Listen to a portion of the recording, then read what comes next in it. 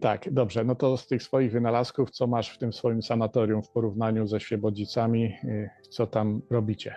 Ну, вправі wszystko to samo. Jest u mnie jeszcze kilka rozpracowek, które z Świebodzicami nie robię. To jest zabiegi, które ja zrobił, takie awijanie płynu, takim można powiedzieć, zielonym, które polepszaje krążenie i rozpracował jedną metodę, która umożliwia faktycznie zlikwidować даже zakrzepy w żyłach.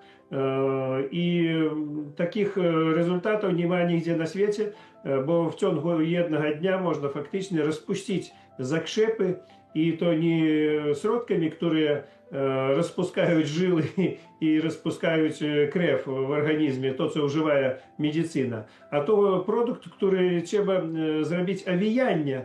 Faktycznie to na zewnątrz dajesz taki plyn, awijaешь prześcieradło i człowiek leży. No, można powiedzieć, od 1 godziny do 8 godzin można spokojnie leżeć, można spać w nocy i jutro wstajesz i nie ma zakrzepów.